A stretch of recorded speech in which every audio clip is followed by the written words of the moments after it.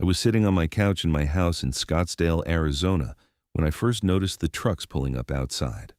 Not just one truck, but three massive white vans with Premier Painting Services emblazoned on the sides in bright blue letters. I stood up, coffee mug in hand, and walked to the window to get a better look at what was happening on my quiet suburban street. The workers were unloading equipment, setting up ladders against a house, and hauling out industrial paint sprayers. I squinted to see which neighbor was getting their place painted. Then my stomach dropped. They were setting up at my house. My actual house, the one I was currently standing in. I rushed to the front door and flung it open, nearly spilling my coffee all over myself in the process. A man in paint, splattered coveralls looked up at me from where he was positioning a ladder against my front wall. "Excuse me, what are you doing?" I called out, trying to keep my voice level despite the confusion rushing through my head. The man glanced at a clipboard, then back at me. "Painting job for 4782 Saguaro Drive. That's this address, right?" "Yeah, but I didn't order any painting," I said, walking down my front steps toward him. "There's been some kind of mistake." He flipped through papers on his clipboard, his brow furrowing.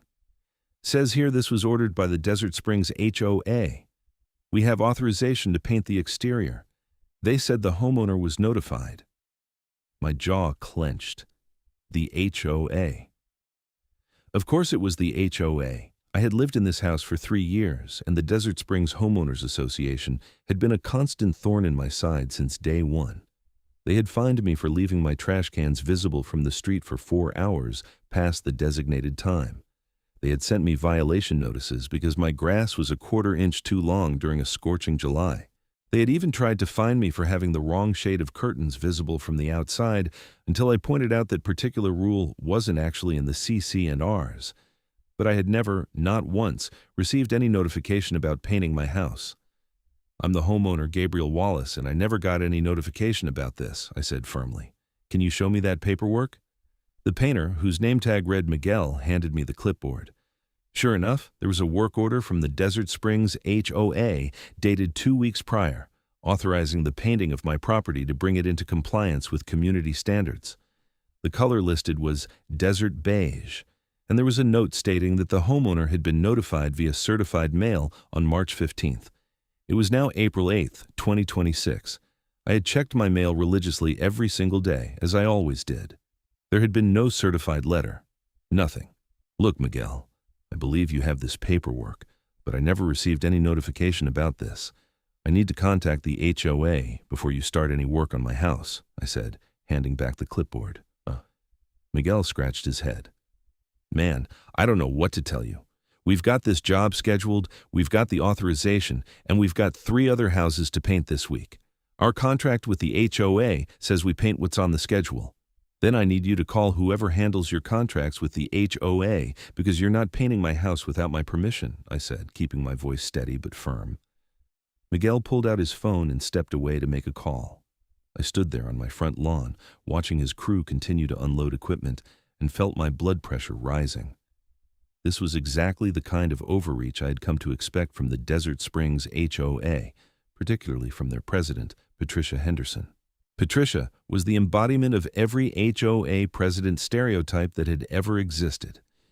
She was a woman in her early 50s with an asymmetrical blonde bob that she somehow managed to make look both expensive and aggressive.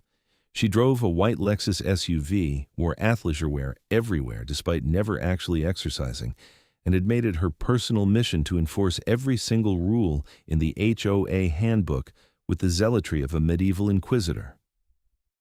Miguel walked back over, looking uncomfortable.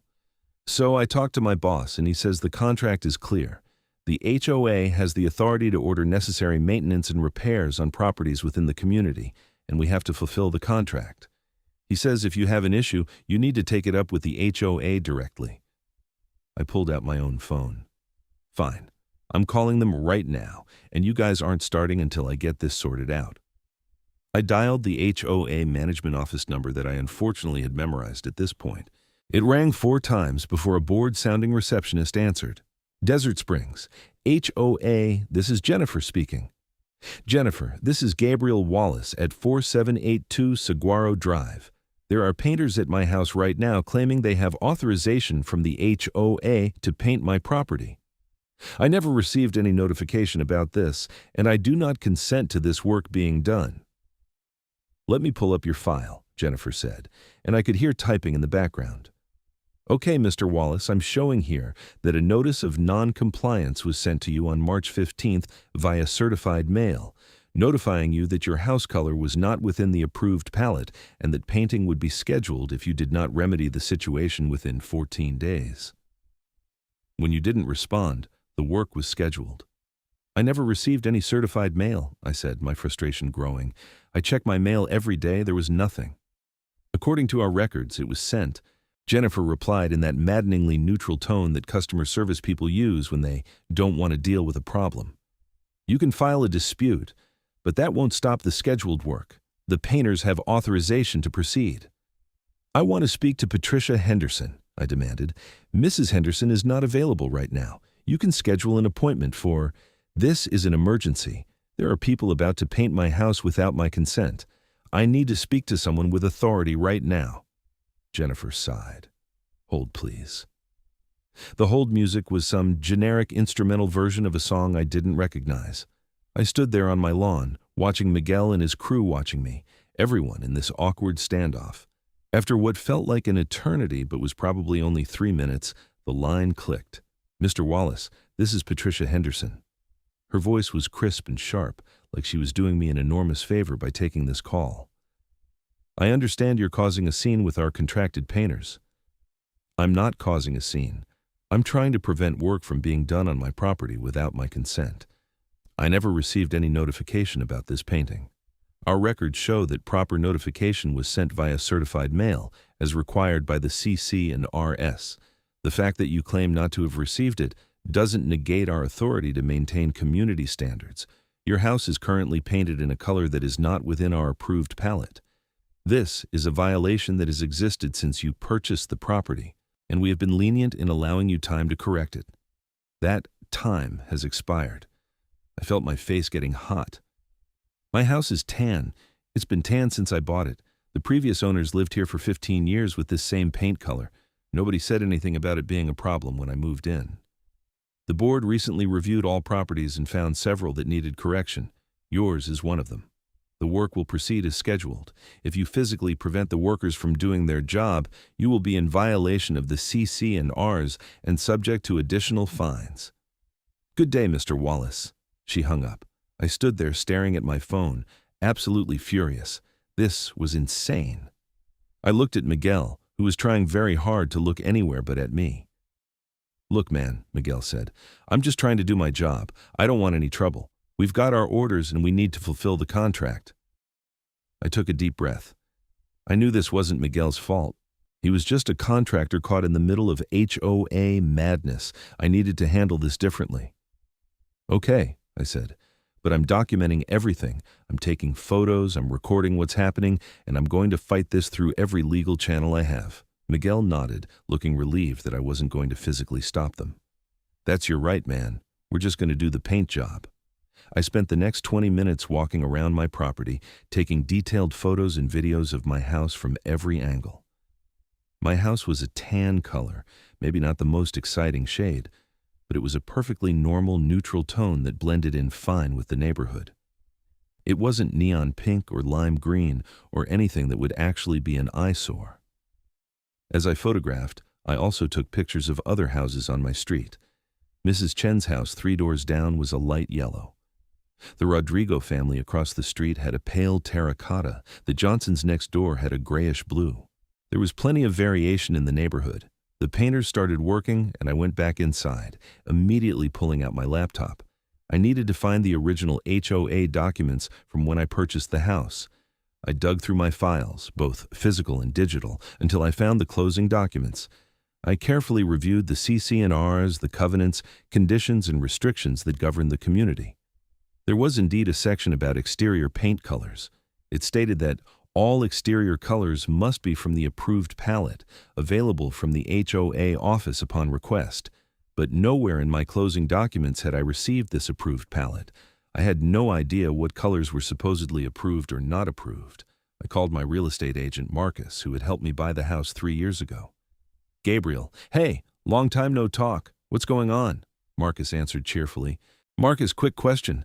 When I bought my house in Desert Springs, do you remember anything about specific paint color requirements? Not off the top of my head. I mean, I knew it was an HOA community, so there would be rules, but nothing stood out as unusual. Why? I explained the situation.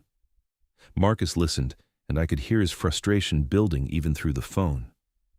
That's crazy, man. Let me pull the file from the sale. I'll look through everything we received during closing and see if there was ever an approved color palette provided. I'll call you back in an hour.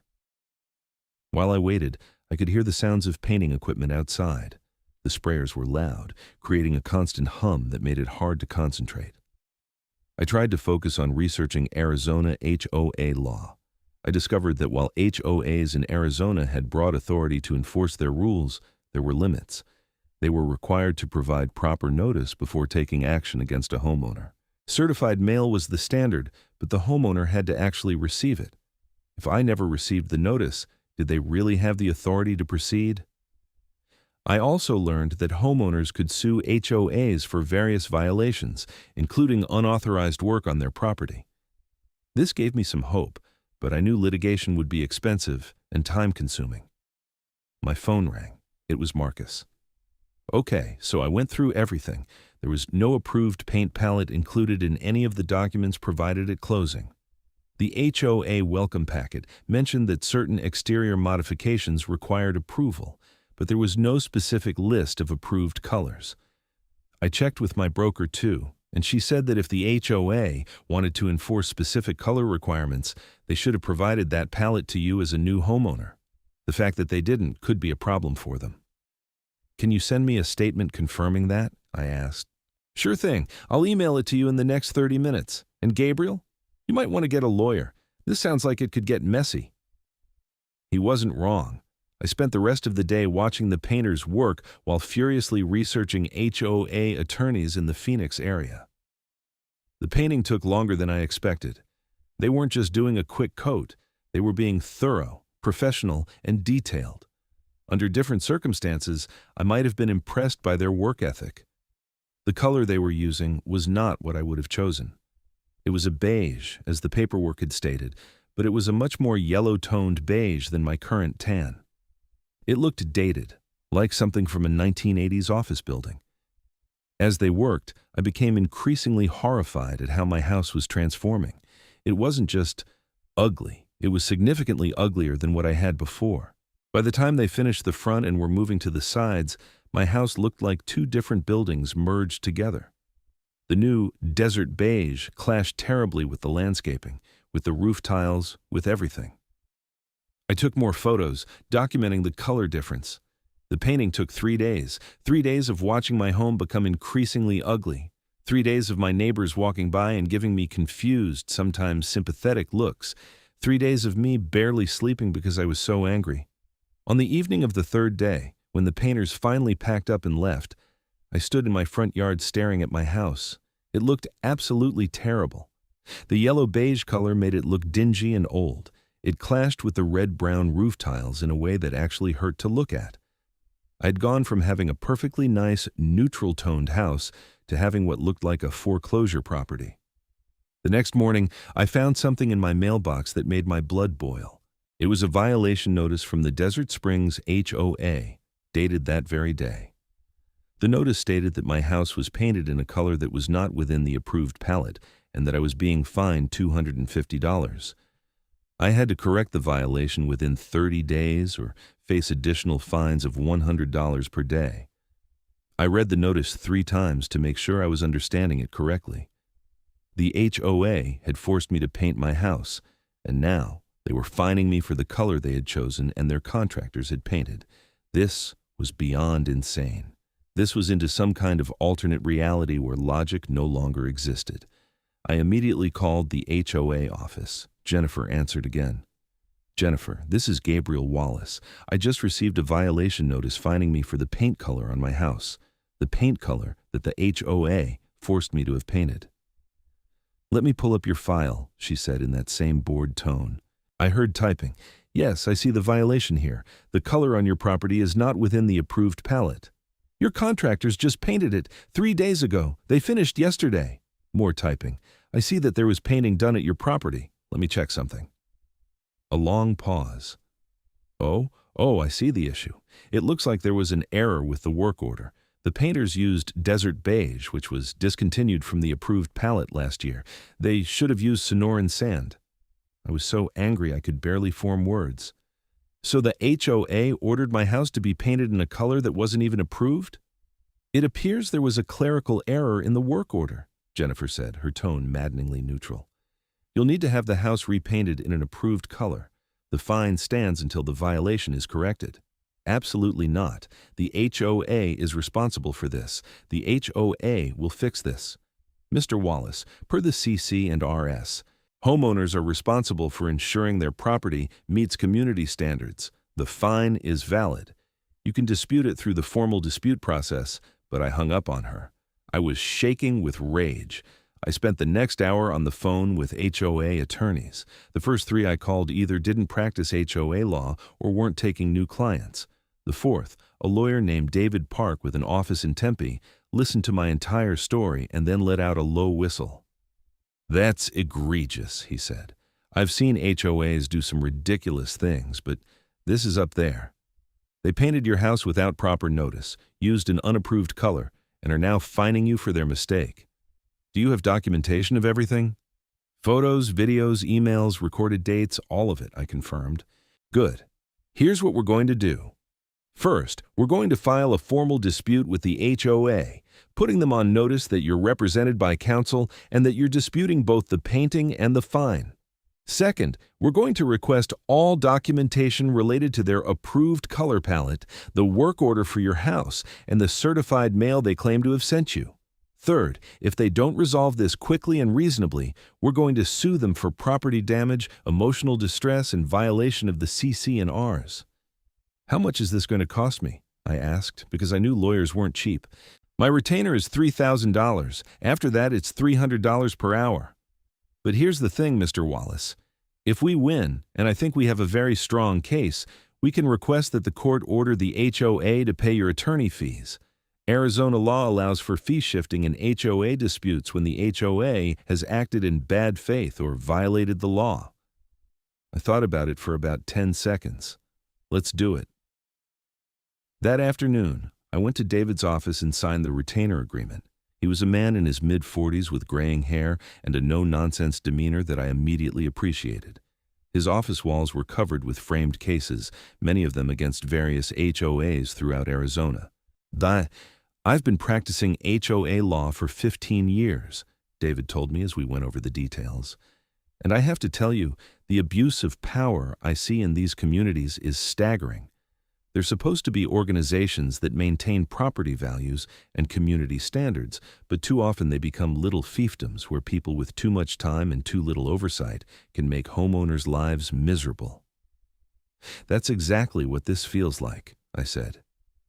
David drafted a formal dispute letter that afternoon. It was 6 pages long and meticulously detailed every single thing the HOA had done wrong. It requested all documentation and gave them 10 days to respond with a plan to remedy the situation, including repainting my house at their expense in a mutually agreed-upon color and rescinding all fines. The letter was sent via certified mail and email to both the HOA management company and to Patricia Henderson personally. The response came faster than I expected. 3 days later, I received a call from David. I just got off the phone with the HOA's attorney, he said. This is interesting. They're claiming that you were properly notified, that you failed to respond, and that the work was done in accordance with the CC and Rs. They're also claiming that the color error was the fault of the painting contractor, not the HOA, and therefore you need to take it up with the contractor, not them. And they're refusing to rescind the fine. That's insane. They hired the contractor. They gave the work order. I agree, which means we're going to court. I'm filing a lawsuit tomorrow. We're going for property damage, violation of the CC and Rs, and we're requesting injunctive relief to force them to repaint the house correctly immediately. Do it, I said. The lawsuit was filed in Maricopa County Superior Court 2 days later. Wallace versus Desert Springs Homeowners Association. The complaint was detailed and damning. It included all my photos, the work orders, the violation notices, and statements from Marcus confirming that no approved color palette had been provided at closing. The HOA was served with the lawsuit a week later. That same day, I received a call from Patricia Henderson herself. Her voice was no longer crisp and professional. She sounded angry. "Mr. Wallace, I cannot believe you have filed a lawsuit against this HOA. Do you have any idea how much this is going to cost the community? These expenses come from the HOA budget, which means you are hurting your neighbors with this frivolous litigation." Frivolous? I was incredulous. Your HOA painted my house without my permission, used the wrong color, and then fined me for it. This is the opposite of frivolous. You were properly notified. If you failed to receive the notification, that is not the HOA's fault. The Postal Service is not under our control. Then show me proof that you actually sent the certified mail. I want the tracking number and signature confirmation. There was a pause. That information will be provided during discovery. Because it doesn't exist, I said. You never sent me any notification. You just decided to paint my house and assumed you could bully me into accepting it. Mr. Wallace, I'm calling to offer you a reasonable settlement. If you drop the lawsuit, we will reduce your fine to $50 and allow you to repaint the house yourself in any approved color. I actually laughed. You're joking. You damaged my property, and you want me to pay to fix your mistake? No, I'll see you in court. I hung up on her, which felt incredibly satisfying. The next few weeks were a flurry of legal activity. David filed motions. The HOA's attorney filed responses. We went through discovery, requesting documents from the HOA. The HOA claimed to have sent certified mail but could not produce a tracking number or any receipt from the post office. They had a note in their files that certified mail had been sent, but no actual proof. The painting contractor, Premier Painting Services, was pulled into the case as well. Miguel's boss, the owner of the company, provided a statement that they had simply followed the work order provided by the HOA. They had used the color specified on the work order. If that color was not approved, that was not their fault. During a deposition, I sat in a conference room across from Patricia Henderson and her attorney. David asked her detailed questions about the HOA's procedures, the approved color palette, and the decision to paint my house. "Mrs. Henderson, when did the board decide that Mr. Wallace's house needed to be repainted?" David asked. "We conducted a community review in February of this year," Patricia said stiffly. "Several properties were found to be in violation of our standards." "And what standard was Mr. Wallace's property violating?" "The color was not within our approved palette." "Can you show me the approved palette?" Patricia's attorney produced a document. It was a color chart with about 30 different shades of beige, tan, brown, and gray. Each color had a name and a paint code. "When was this palette created?" David asked. "It was updated in November of 2025. "And how was this updated palette communicated to homeowners?" Patricia hesitated. "It was posted on the HOA website." "Was any direct communication sent to homeowners informing them of the new palette?" "The website is the official communication channel for the HOA. So you updated the color requirements, posted them on a website, and then immediately began finding properties in violation of rules they may not have known about.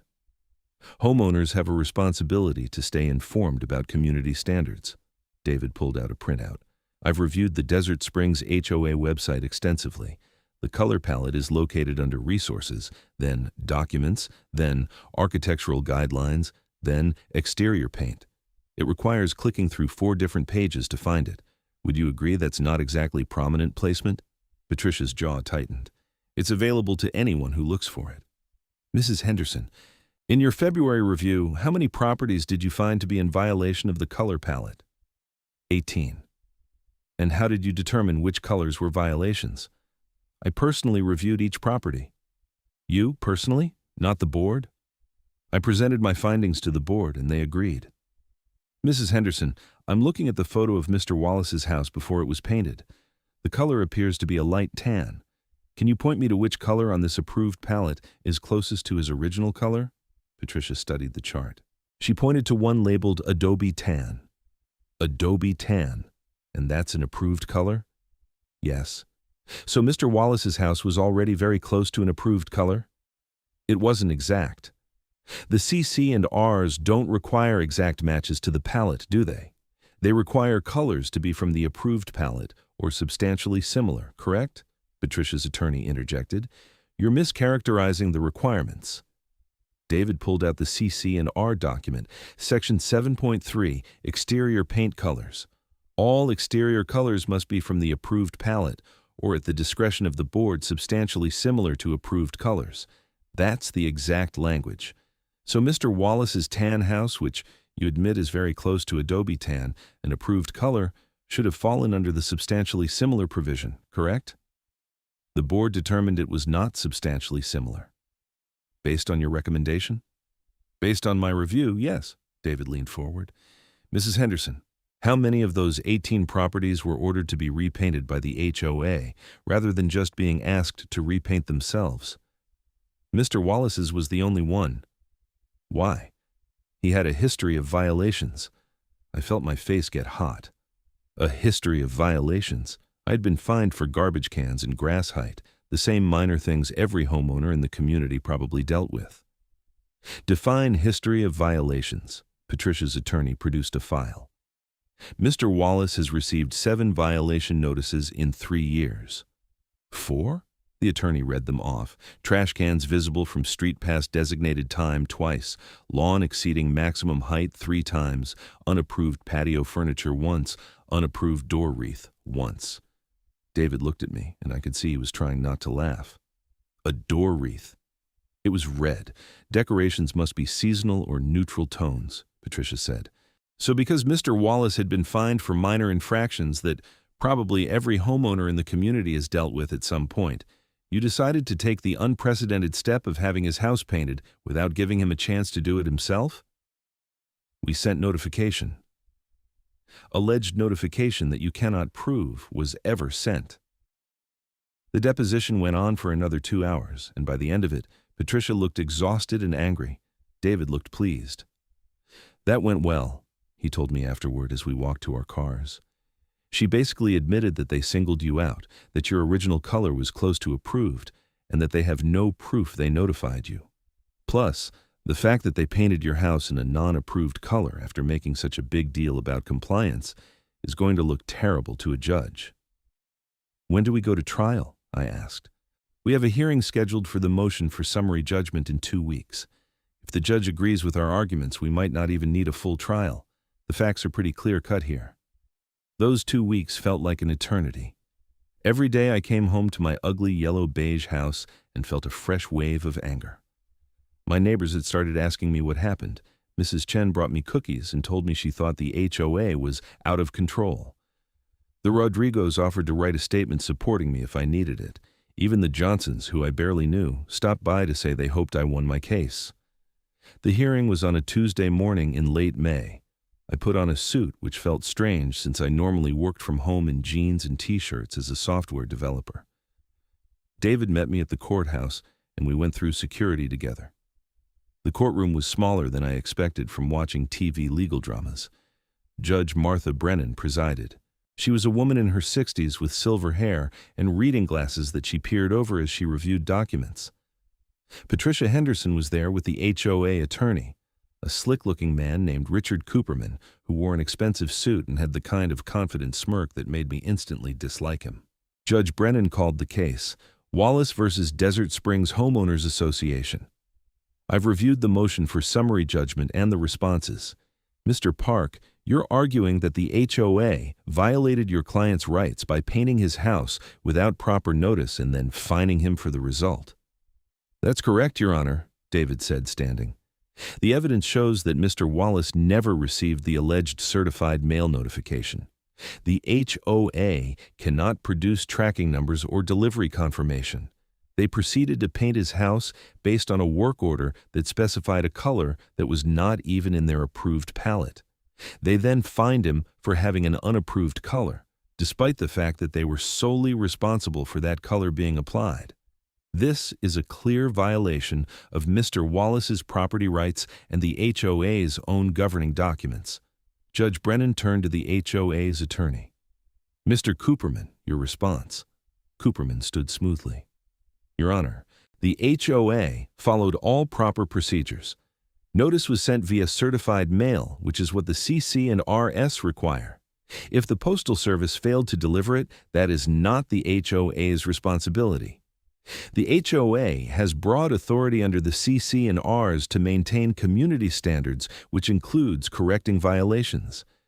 As for the color error, that was the fault of the painting contractor, not the HOA. The fine is valid because Mr. Wallace's property is currently in violation, regardless of how it got that way.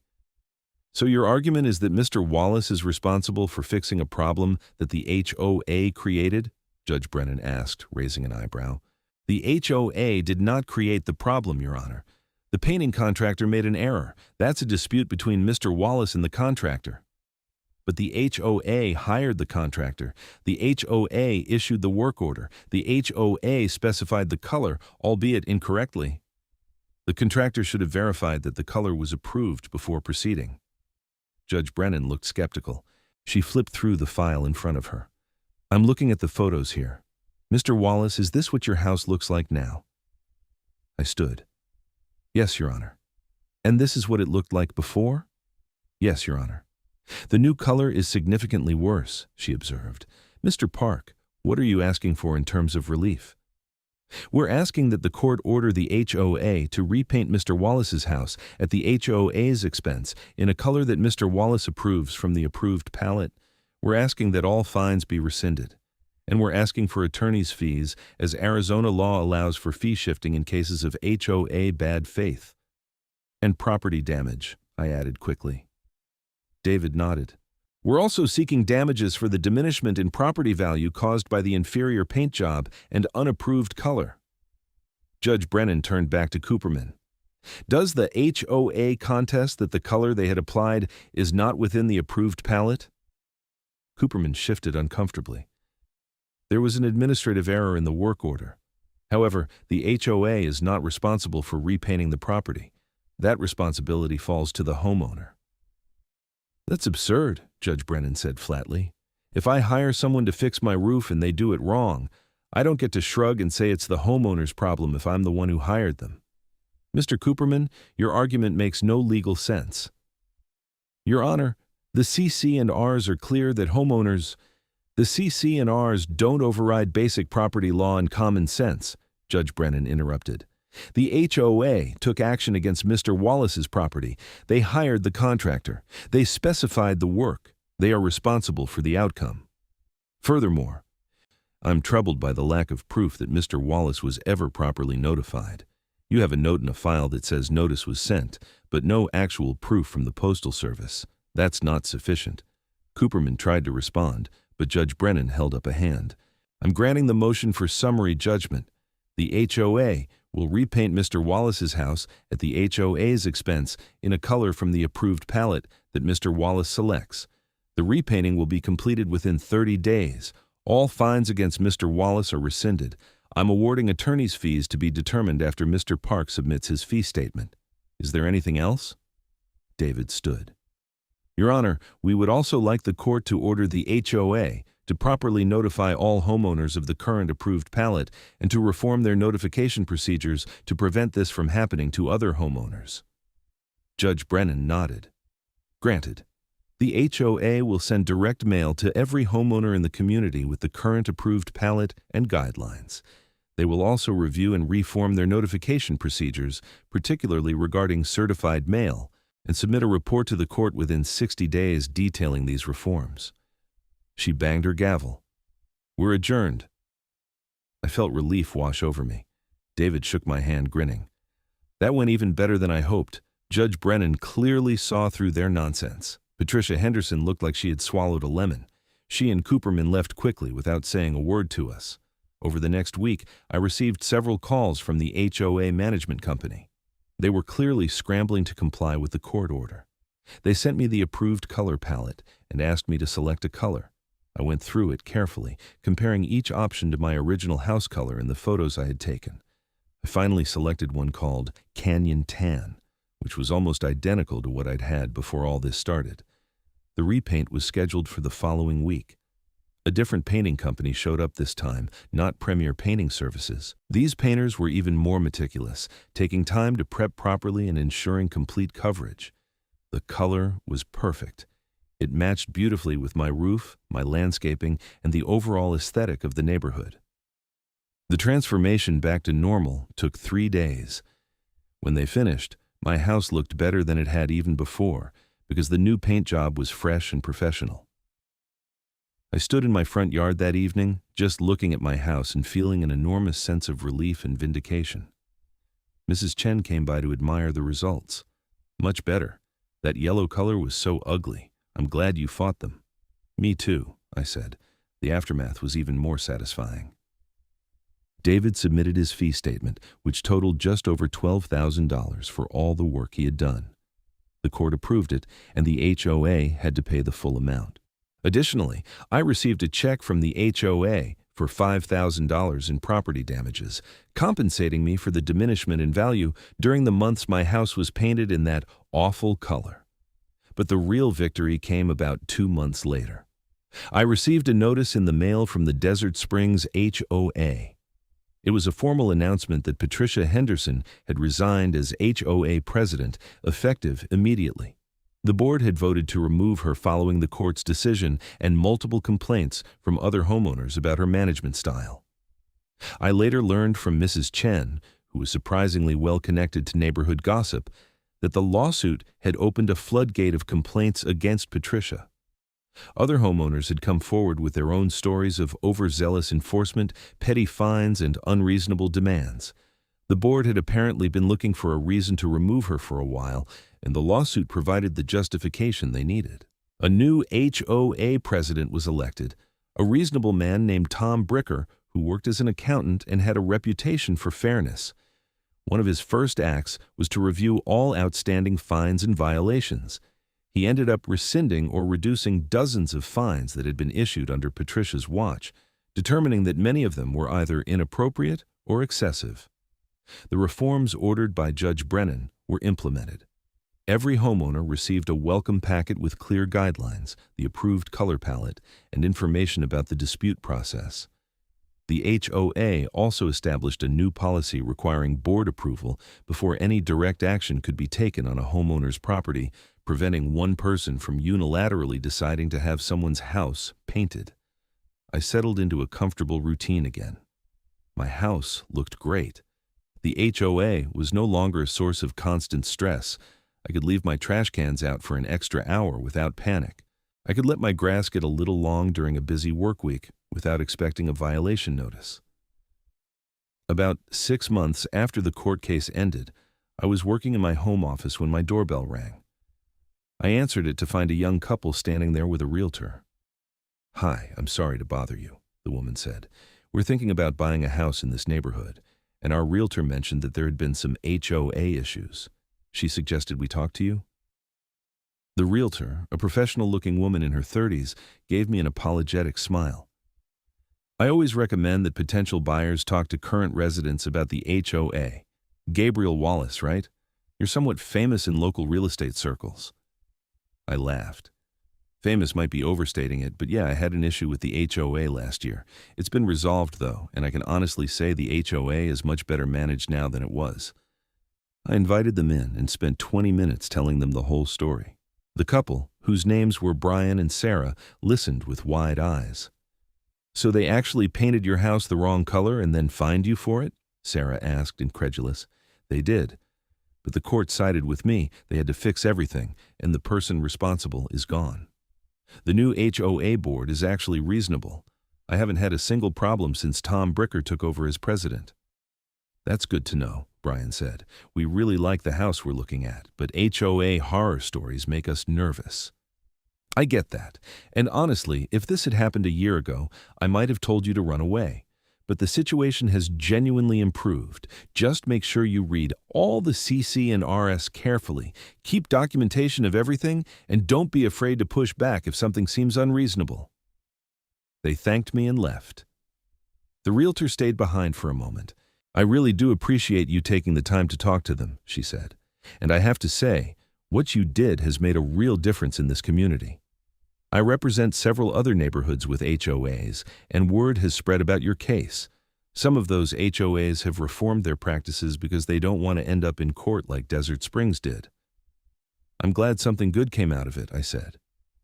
After she left, I went back to my office and looked out the window at my perfectly painted house.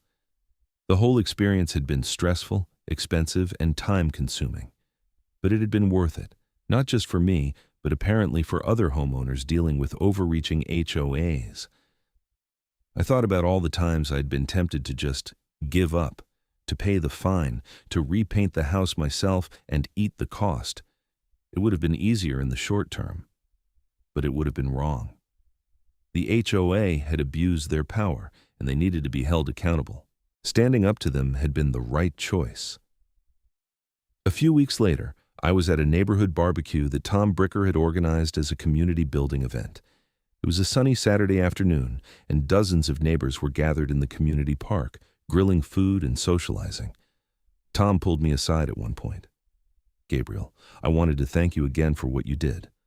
I know it wasn't easy, and I know it cost you money and stress, but the changes that came out of your lawsuit have made this a much better community to live in." I appreciate that, Tom, and I appreciate the work you're doing as president. It's nice to have an HOA that feels like it's actually working for the residents, not against them. "That's the goal," Tom said. "An HOA should make life better, not worse. We're here to maintain property values and provide services, not to be petty tyrants." "If only Patricia had understood that," I said. Tom shook his head. "Between you and me, I think Patricia had lost sight of why HOAs exist. She was more focused on control and authority than on actually helping the community. I'm just glad the board had the courage to make a change."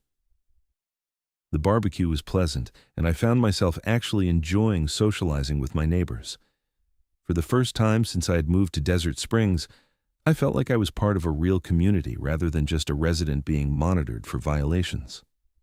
As the sun began to set and people started to head home, I walked back to my house with Mrs. Chen, who lived on the way. "You know, Gabriel," she said, "when you first moved in, I thought you were going to be trouble.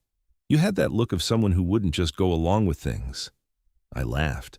"Is that a compliment or an insult?" "It's a compliment. We needed someone who wouldn't just roll over when the HOA got ridiculous. Too many people in this neighborhood just paid the fines and grumbled quietly. You actually did something about it." "Well, I had a good lawyer and a good case, and apparently a judge who had no patience for HOA nonsense." "Judge Brennan is known for that," Mrs. Chen said. "My daughter's a paralegal at a law firm downtown. She says Judge Brennan has a reputation for being very skeptical of HOA overreach. You got lucky with your judge assignment." "I'll take all the luck I can get." We reached Mrs. Chen's house, and she paused at her walkway. "I'm glad you're our neighbor, Gabriel, and I'm glad you fought back. It made a difference for all of us." As I continued to my own house, I reflected on how much had changed in the past year. I'd gone from being a frustrated homeowner dealing with petty violations to someone who had actually made a difference in his community. It hadn't been my intention when I first confronted those painters in my yard. I just wanted them to stop painting my house, but the situation had escalated into something much bigger, and the outcome had been better than I could have hoped. My house looked beautiful in the evening light. The canyon tan color was warm and inviting, complementing the desert landscape and the red tile roof. It was everything my house had been before the HOA's disastrous intervention, only better. I went inside, poured myself a drink, and sat on my back patio. The Arizona evening was cooling down, and the sky was turning brilliant shades of orange and pink. I could hear the distant sounds of neighbors in their own yards, the occasional bark of a dog, the laughter of children playing. This was what a neighborhood should feel like: peaceful, safe, comfortable, not stressful and adversarial. My phone buzzed with an email. It was from David Park, my attorney. The subject line read, "Final Closure." I opened it. The email was brief.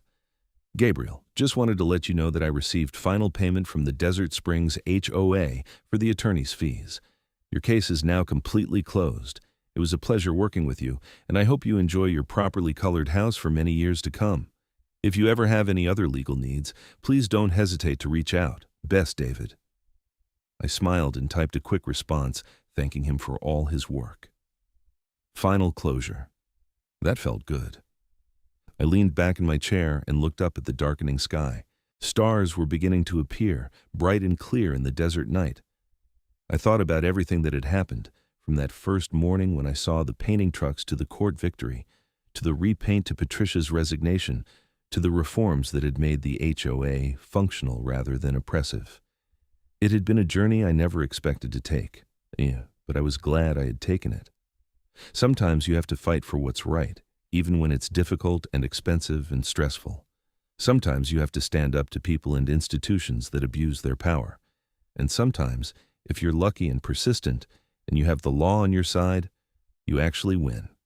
I finished my drink and went back inside. Tomorrow was Sunday, and I had a whole day of nothing planned. No court dates, no lawyer meetings, no HOA drama, just a regular weekend in my house in my neighborhood, living my life. It sounded perfect. As I got ready for bed that night, I took one last look out my bedroom window at my house's exterior, illuminated by the soft landscape lighting. The color was perfect. Everything was exactly as it should be. I had won, not just in court, but in creating the kind of living situation I deserved. A home that was truly mine, in a community that respected its residents rather than harassing them. I climbed into bed and fell asleep easily, without the stress and anger that had plagued me during the months of HOA conflict. The next morning, I slept in, something I hadn't done in months. When I finally got up around 9, I made coffee and sat in my living room, enjoying the quiet Sunday morning.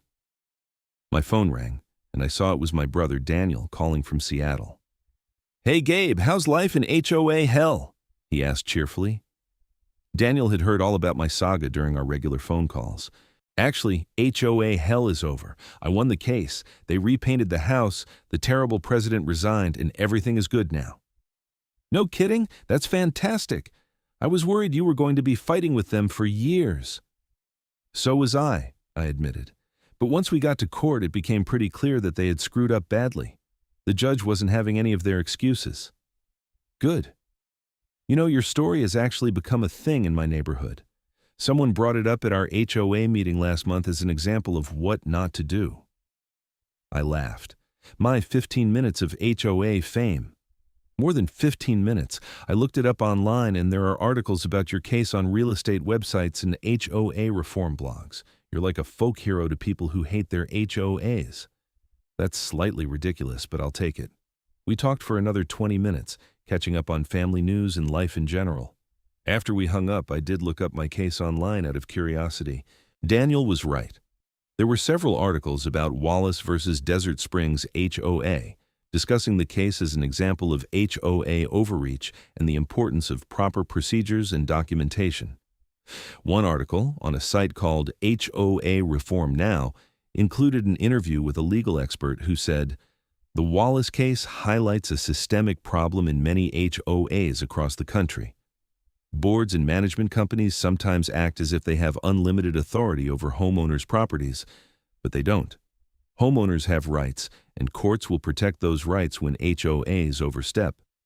This case should serve as a warning to HOAs everywhere. Follow your own rules, document your procedures, and treat homeowners fairly, or you'll end up in court and you'll lose." It was surreal to see my personal nightmare turned into a case study and cautionary tale. But if it helped other people dealing with similar situations, I supposed that was a good thing. The weeks and months rolled on. Summer arrived in full force, with Phoenix temperatures soaring above 110 degrees. My properly painted house looked great even in the blazing heat. The HOA continued to function smoothly under Tom Bricker's leadership. I got to know more of my neighbors and even joined the community social committee, helping to organize events like the barbecue and a holiday party. Life was good. Normal. The way it should have been all along. About 8 months after the court case concluded, I received an unexpected visitor. I was working from home on a Tuesday afternoon when my doorbell rang. I answered it to find a man in his 30s holding a notebook and a microphone. "Hi, are you Gabriel Wallace?" he asked. Depends on who's asking, I said cautiously. I'm Marcus Chen. I'm a reporter with the Arizona Republic. I'm working on a story about HOA reform legislation that's being proposed in the state legislature, and your case has been cited as one of the catalysts for the legislation. I was hoping I could interview you. I hesitated. I didn't particularly want to be in the news, but if there was legislation being proposed that could help other homeowners, maybe talking to a reporter was worth it. Okay, but I only have about 30 minutes. I have a work meeting at 3. That's perfect, thank you. I invited him in, and we sat in my living room. Marcus set up his recorder and pulled out his notebook. So, to start, can you tell me in your own words what happened with your HOA? I went through the story again, hitting the major points. Marcus took notes and asked follow-up questions. He was particularly interested in the aftermath and the reforms that had been implemented. And you think these reforms have made a real difference? He asked. Absolutely. The HOA went from being adversarial and petty to being actually helpful. We still have rules, and I think reasonable rules are fine. But now there's a process, there's accountability, and there's a recognition that homeowners have rights. The legislation being proposed would require all HOAs in Arizona to follow specific procedures before taking action against a homeowner's property. It would require verified delivery of notices, mandatory waiting periods, and the right to a hearing before the board before any fines are imposed. What do you think of that? I think it's great. If those rules had been in place a year ago, what happened to me never could have happened. The HOA couldn't have just painted my house without confirmed proof that I had been notified and given a chance to respond. Some HOA boards and management companies are arguing that the legislation is too restrictive and will make it difficult for them to enforce community standards. What's your response to that? I thought about it for a moment. My response is that if your enforcement procedures can't withstand basic due process requirements, then your procedures are probably unjust. Homeowners pay HOA fees and deserve to be treated with respect and fairness. If a rule is important enough to enforce, it's important enough to follow proper procedures in enforcing it. Marcus grinned. That's a great quote. Can I use it? Sure. The interview continued for another 15 minutes. Marcus asked about the financial impact of the lawsuit, the emotional toll, and whether I would do it all again. Would I do it again? I hope I never have to.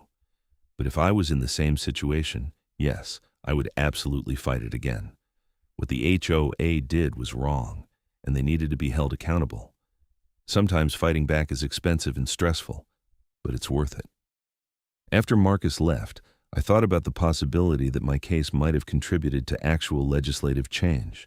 That was bigger than I had ever imagined. When I first confronted those painters in my yard, I was just one angry homeowner trying to protect his property. I never dreamed it would turn into something that might help reform HOA laws statewide. The article came out 2 weeks later on the front page of the Arizona Republic's Metro section.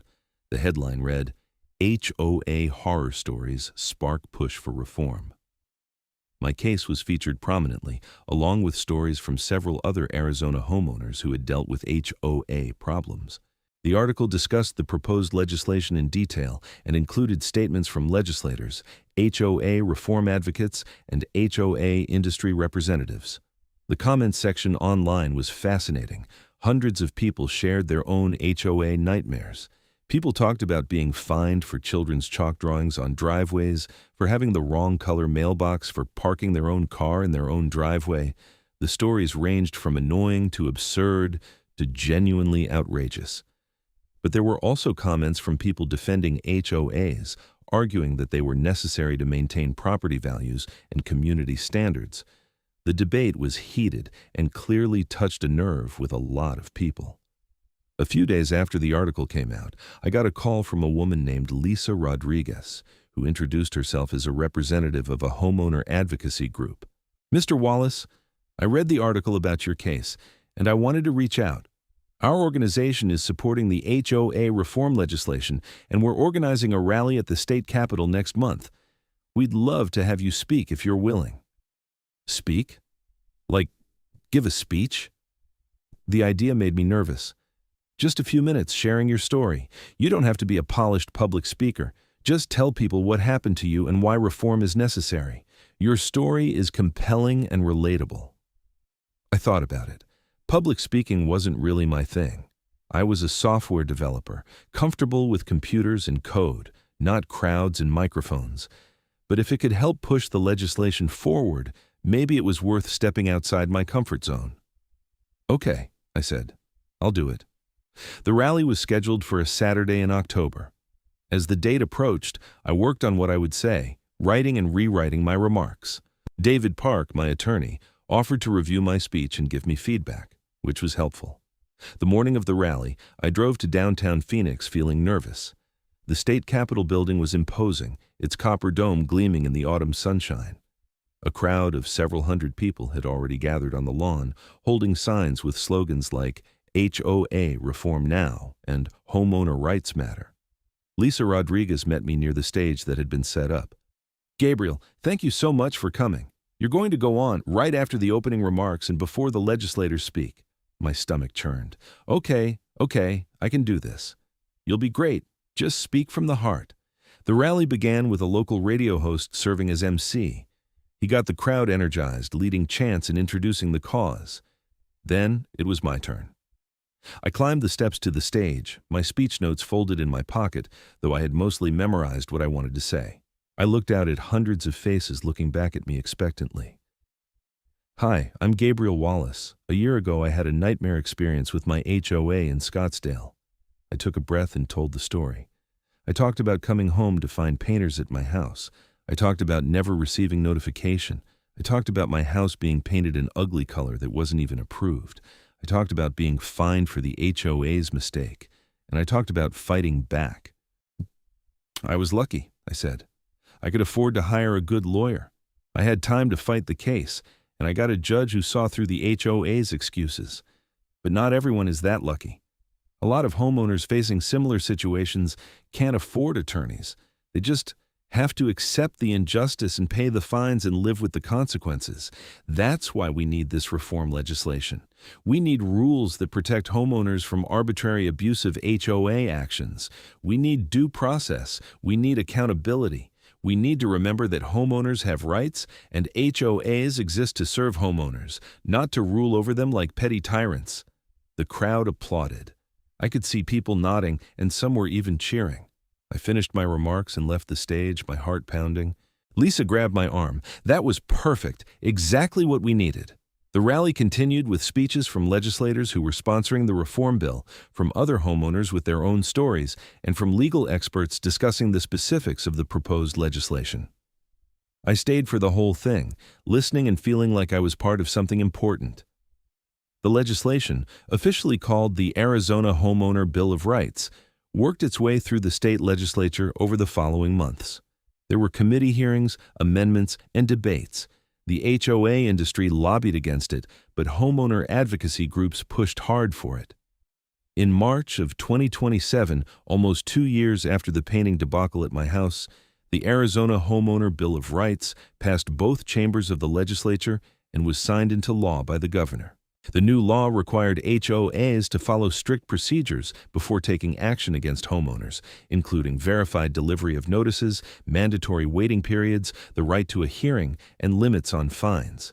It also created an expedited process for homeowners to dispute HOA actions in court. When I heard the news, I felt an overwhelming sense of satisfaction. My personal nightmare had contributed to real, meaningful change. Future Arizona homeowners would have protections that I hadn't had. HOAs would have to think twice before abusing their authority. I received congratulatory messages from Lisa Rodriguez, from Marcus Chen the reporter, from David Park, and from numerous neighbors and friends who had followed the story. My brother called from Seattle to congratulate me on being part of legislative history. "You're officially a civic hero now," Daniel joked. "I'm just a guy who didn't want his house painted ugly," I replied, but I was smiling. That evening, I sat on my back patio, watching another Arizona sunset paint the sky in brilliant colors. My house, with its perfect canyon tan exterior, stood behind me, exactly as it should be. The neighborhood was quiet and peaceful. The HOA was well managed and fair. And the state of Arizona now had laws that would protect other homeowners from going through what I had experienced. It had been a long, difficult journey from that first morning when I saw the painting trucks to this moment of satisfaction and closure. But it had been worth it. Every stressful moment, every dollar spent on legal fees, every hour of lost sleep had been worth it.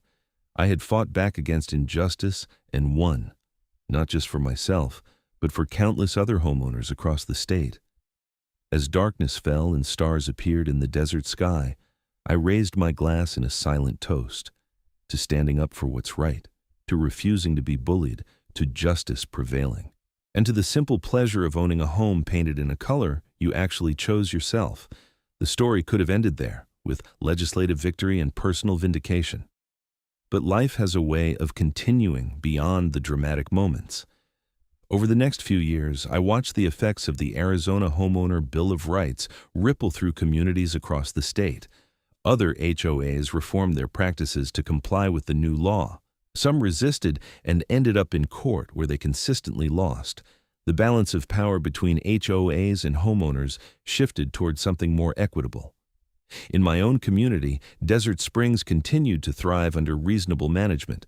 Tom Bricker served as HOA president for 2 terms before stepping down, and his successor, a retired teacher named Margaret Foster, continued the policies of fairness and transparency. I eventually sold my house in 2029, not because of any HOA issues, but because I got a job opportunity in Austin, Texas. The house sold quickly and for a good price, with multiple buyers competing for it. The real estate agent told me that the well-managed HOA was actually a selling point, which felt like poetic justice.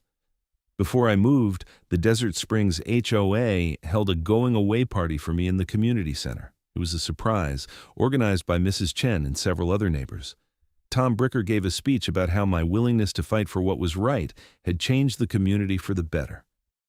Gabriel could have just paid the fine and moved on, Tom said. It would have been easier. But he stood up to an abuse of power, and because he did, all of us benefit. Desert Springs is a better place because of his courage. I was genuinely touched. When I had first confronted those painters in my yard, I never imagined it would lead to friendships, legislative change, and being honored by the same HOA that had once been my nemesis. As I drove away from Scottsdale for the last time, I looked in my rearview mirror at the neighborhood I was leaving behind. My former house, with its perfect canyon tan paint, gleamed in the Arizona sunshine. The street was peaceful and welcoming, lined with well-maintained homes in various approved colors. It looked like a community where people would want to live, and that, ultimately, was what an HOA should create. The fight hadn't been easy, but it had been worth it. And the lessons I learned about standing up for yourself, about refusing to accept injustice, and about the importance of accountability and due process stayed with me. In Austin, I bought a house in a neighborhood with no HOA. I painted it whatever color I wanted, and I never took that freedom for granted. But I also stayed in touch with the homeowner advocacy movement, occasionally speaking at events and sharing my story with people facing their own HOA battles. If my experience could help others, then every moment of that difficult year had meaning beyond my own situation. Years later, when people asked me about the whole saga, I would smile and say, "The HOA painted my house the wrong color and then fined me for it. The judge made them fix every wall." And because of that fight, Arizona changed its laws to protect homeowners. Sometimes standing up to the people in charge actually works. And then I would encourage them to stand up for themselves too, whatever their situation, whatever the odds. Because justice is worth fighting for, even when the fight is hard, especially when the fight is hard.